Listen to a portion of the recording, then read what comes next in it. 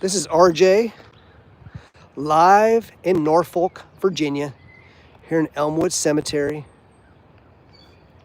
It's a cloudy, overcast day. Here, sharing with you the Relocated memorial that used to be there in commercial downtown Norfolk, just a couple miles from here. This is the one memorial that used to be about 80 feet tall. And when they relocated it here, they removed the pedestal, they removed part of the base that was right there as well. And they moved it right here next to Walter Taylor's gravesite, who was actually Robert E. Lee's adjutant. He was his aide-de-camp, his military advisor. He was with Robert E. Lee throughout most of the war. Just an incredible man. There's a school named after him in the area. I'll talk about him in just a moment. I'll go over to his gravesite in just a moment. This particular cemetery has about 400 Confederate veterans here. There's not a dedicated Confederate section, but they're kind of spread out through this whole area. That includes Walter Taylor, who's right here. There's a black Confederate soldiers right over here. I can see Confederate soldiers right over here, and just all through this area. This is actually the second Confederate memorial that is here right now. There's one that's just closer to the entrance, and maybe I'll walk down there in just a little bit and share that with you as well. But to begin with, I just want to share this with you. I last saw this early 2020. It had been there since 1907 in the Commercial Plaza area right downtown Norfolk. It was the pride and joy of this place. This is featured on many postcards, dozens and dozens of postcards, because it is so beautiful. Close to 80 feet tall, has a bronze statue of a Confederate soldier holding a flag atop of it. It was really difficult to see from when it was used to be on that tall pedestal. But it was right there, the centerpiece. It was kind of the heart and soul. And I'd say Norfolk lost its heart and soul when it removed a memorial to its own veterans, those who answered the call from this area to protect and defend their homes and their families and their homelands, and serve in what became the largest, bloodiest war in America's history that took place right here in America.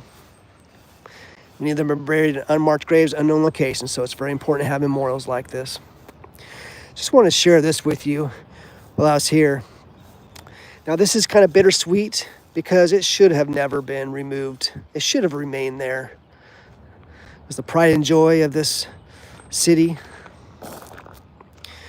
But it was. And it was kind of a win in some ways, trying to look at this as silver lining. It was placed, at least it was placed here. At least it's not languishing in storage like some of the extreme left Mayoist counties have done, like nearby Newport News. But, so at least it was brought here, and it's a bit of a compromise. They end up removing the tall columns, and those remain in storage. One thing I really wish they at least had done is at least finish out the base. This base used to have a nice ornamentation at the bottom, and it would have only added maybe another 5 feet to it or so. And I'm surprised they didn't at least do that. At least complete the base, but at least they have the pedestal, this much of the pedestal, at least 70 to 80% of it here. So grateful for that at least. I went down there, took some photos of it a couple times when it was in its original place. If you do a search, you can see this on postcards, featured on postcards. They're very proud of it. It was beautiful. And they're also very proud and they note on this memorial that this here in Norfolk was the very last Confederate reunion that took place in 1951. So you can imagine those soldiers at the time must have been about 100 years old when they had that very last reunion here. So sharing this with you right now, you can see on top the battle flag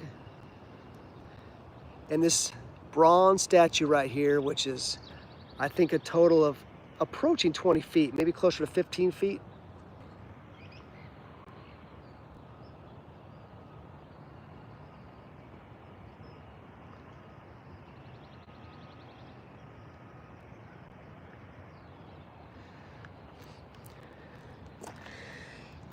And as you come around the side here, you see our Confederate dead, 1861 to 1865. And on this side, the 61st and final reunion of the UCV. And that is United Confederate Veterans here in Norfolk, May 30th through June 3rd, 1951. Can you imagine those soldiers? Many of them knew that this would be the last reunion because almost all of their friends, their comrades, their family members who had served, nearly everybody had passed on at that point. In fact, there's a listing of their names, just a few remaining. I think there's only about 4 Confederate veterans that were able to attend this very last reunion. On the backside you see the seal of the Confederacy, and you see the image that was patterned after the Washington Monument that is still there. The Washington Monument that is there on the Capitol grounds in Virginia. That Washington Monument was dedicated right before the war, and the Confederacy took that image and placed it on their Confederate seal. President Jefferson Davis was re-inaugurated and sworn in for a second term right there at the base of that memorial. There's a little marker there for it. You see the bottom, Deo Vindice. You see the Confederate States of America, 22nd of February, 1862.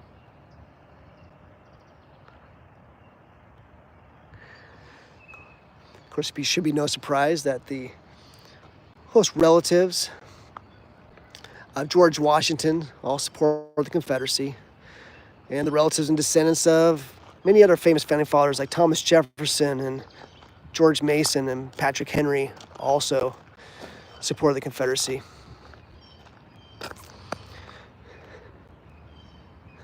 In fact, just outside of George Washington's tomb, there is a memorial to a lieutenant colonel in the Confederacy because he was the last private owner of Mount Vernon, and he became Robert E. Lee's aide-de-camp, his military advisor. So here's also a reference to the veterans who are attending the very final reunion. The veterans attending the final reunion, and you see their names right there. Can you imagine being there, knowing that this is probably the very last one? There's only 4 of you remaining, 4 left in 1951.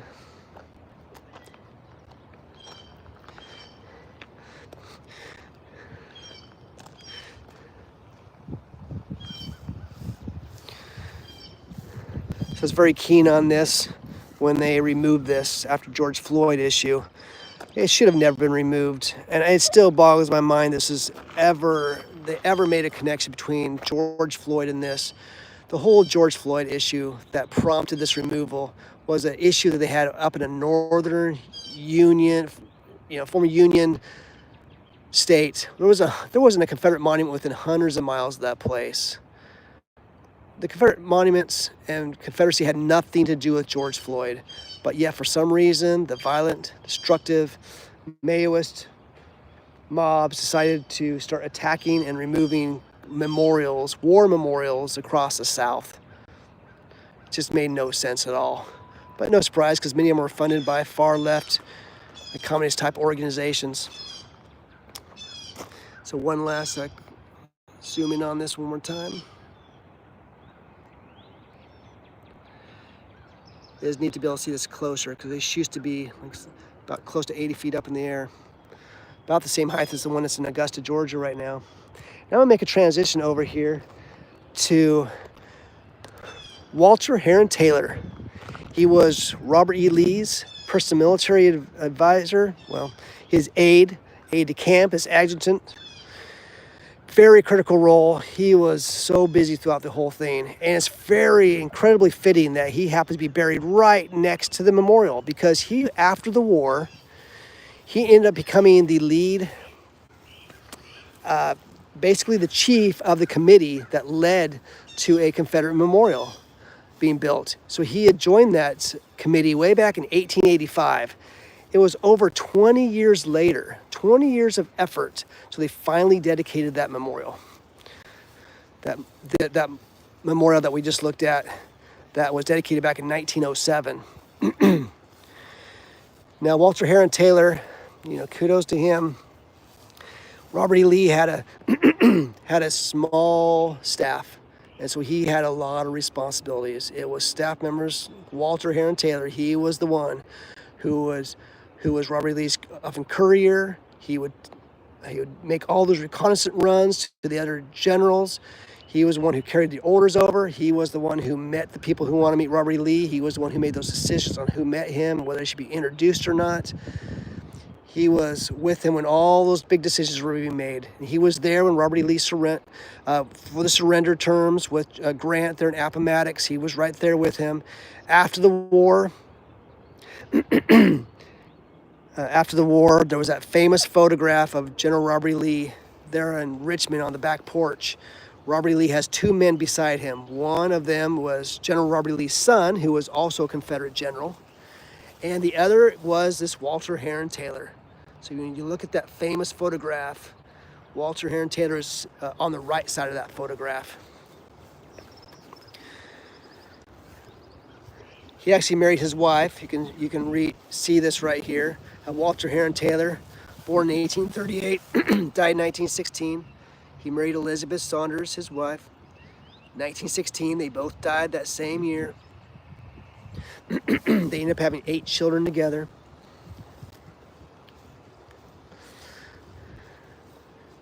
Now, he married his wife at the very end of the war. In fact, it was just days before the Appomattox. In fact, Robert E. Lee was there in Petersburg. They knew the end was coming. They couldn't hold that invasion Yankee force back any longer. It was about to collapse. He knew that.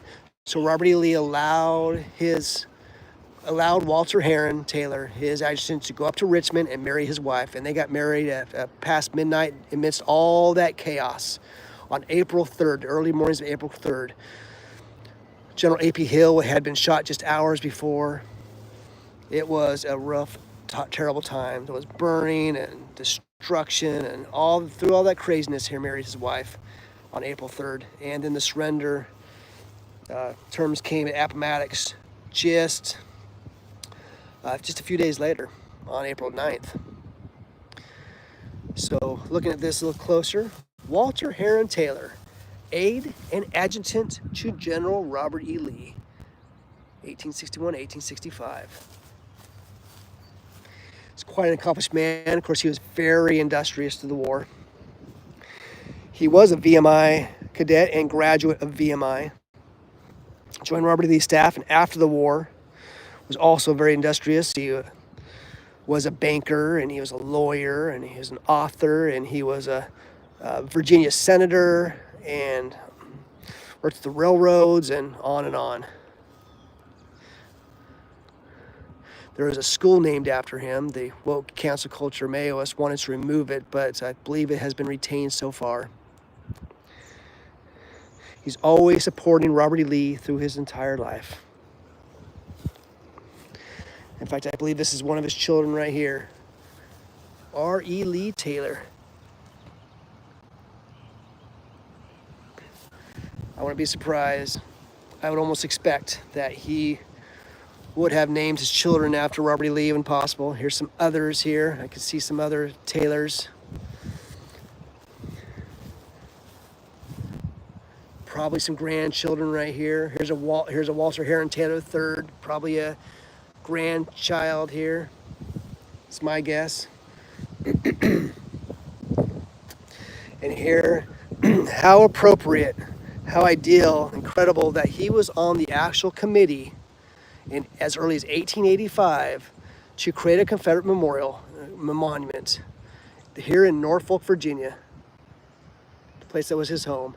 And here it was all those years later, and that Confederate memorial that was eventually built in 1907 was actually placed maybe 50, 60 feet from his gravesite. Quite extraordinary.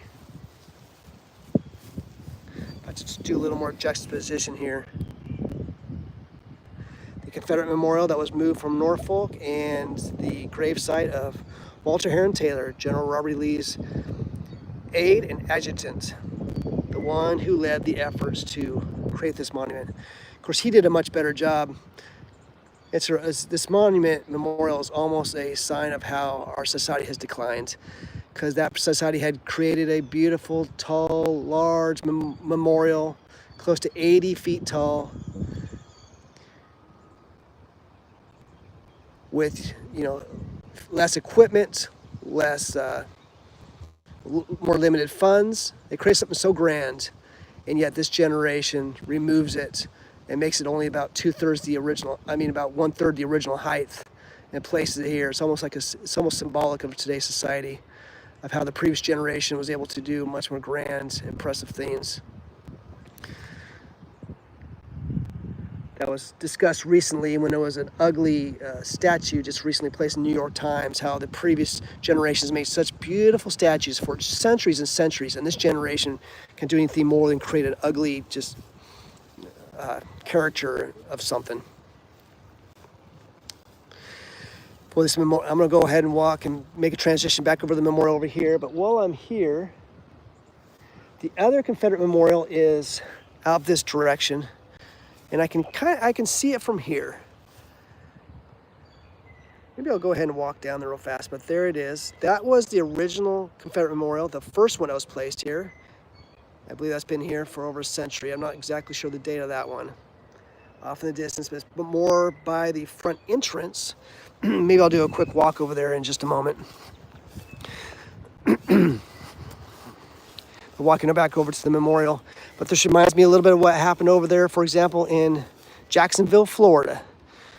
There was a beautiful Confederate memorial monument there in Hemming Park, and the leftist woke cancel culture renamed the park. They also renamed the Confederate Park that was once one of the most beautiful parks in the country. They removed the monument, and thankfully they finally, after years, gave it over to the Kirby Smith SCV camp, and they are rededicating it. But the pedestal has been removed from that too, so it's much shorter in size from the original. And they weren't able to recreate the whole thing, so it looks a little bit odd. It's not quite proportional, the one that's over there in Jacksonville, Florida. But it's very similar. They relocated it, but they removed the pedestal and they shortened the height quite substantially. Glad the sun's coming out a little bit so you can see a little better light. So the other Confederate memorial is down here. I'll tell you what, I might as well get my exercise in for today. Do a little jog, go to the other Confederate memorial.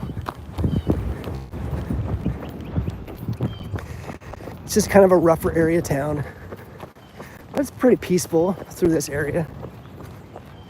There's also a high school in this area named after Matthew Fontaine Maury. That's been also, the cancel culture has been trying to come after that too. Matthew Fontaine Maury was Pathfinder of the Sea. He used to have a memorial monument there on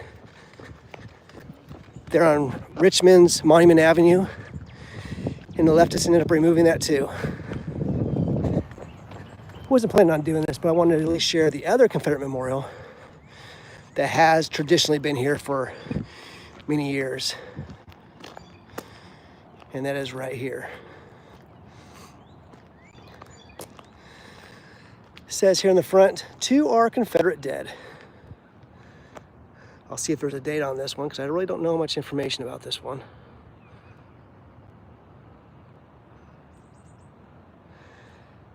I don't think I recognize, this might be a unique kind of statue on top. Doesn't look like it's a mold, or I haven't seen one quite like it. That's saying something, because I've seen hundreds and hundreds of Confederate statues, most of them through the country. See right here, it says "To our Confederate dead." And on this side, 1861 to 1865.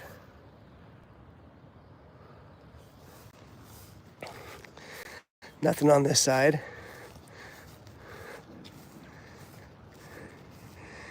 Okay, good. Some information right here. If you can read this.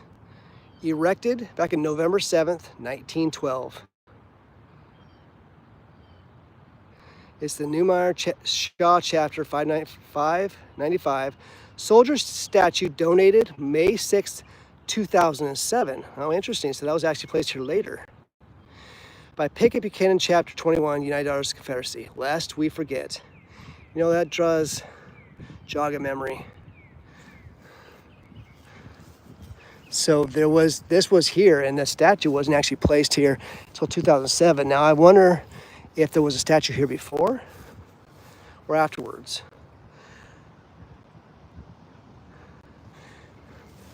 And maybe I'll go over there to the office and ask him about that afterwards. The entrance to this cemetery is just right over here. It's kind of right downtown Norfolk, Virginia.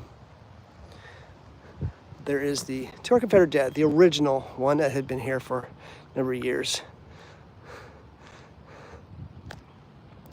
All right, I'm going to go ahead and get back there to where I started, here in Norfolk, Virginia, here in Elmwood Cemetery.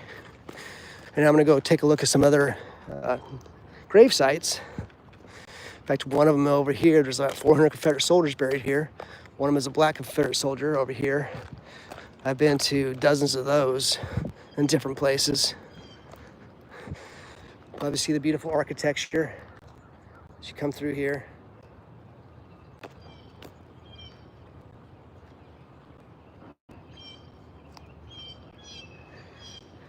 And coming up, great view from the Confederate Memorial from this angle as I walk this way. A little tough to keep, very tough to keep that steady.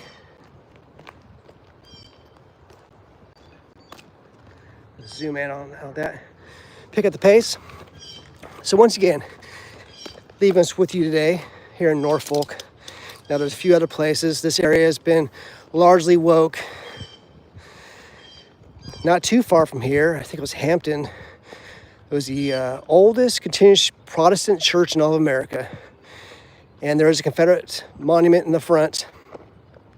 Now, the Confederate Monument Memorial is still there on the courthouse grounds, but what they did is they put this ugly placard covering over the front of the monument, and they put this ridiculous interpretive sign to appease the leftist there.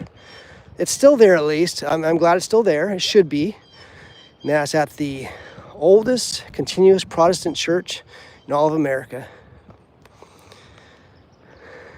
But you could give you an idea. This place has just gone so woke.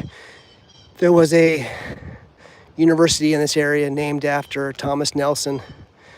He was one of the statues there on that Washington monument there in Richmond, Virginia. He was one of the signers of the Declaration of Independence. He gave his all for this founding of this nation. He put his life on the line. He lost it all too. Ended up dying penniless for his actions. And how does this? And there was a time where people in America used to appreciate that. And there was a university named after him, Thomas Nelson University. But when all that woke cancel culture nonsense started taking off, they ended up removing his name. The signer of the Declaration of Independence removed his name from the school. He's buried over there in Yorktown. I've been there before to pay my respects. You kind of wonder what happened to America, that they actually start removing memorials or removing names from signers of the Declaration of Independence. But there is a statue of him that's on that Washington monument. In fact, that Washington monument that is there on the Capitol grounds there in Richmond, Virginia, has about six different founding fathers from Virginia that are around the base. And it includes Patrick Henry, includes George Mason, include that Thomas Nelson, and Thomas Jefferson, and pretty much all of their characters have been attacked. In fact, it was in Richmond, north of here, there was a school named after a signer of the Declaration of Independence, George Wythe. And that school removed his name too, signer of the Declaration of Independence. It gives you an idea. So no surprise, the folks who are coming after memorials like this are coming after our founding fathers, anybody who is Christian, European descent, anybody who they disagree with, right? Anybody who's not a left Marx radical like themselves. So I just want to share this with you once again here in Norfolk, Virginia, here in Elmwood Cemetery at the Confederate Memorial that used to be downtown Norfolk, removed back in 2020, was in storage for a couple years, placed here. The pedestal About 2/3 of the height were removed, and here's a much more shorter version of it. Right next to the gravesite of General Robert E. Lee's aide-de-camp, his adjutant, Walter Taylor, who is just, once again, just right over there.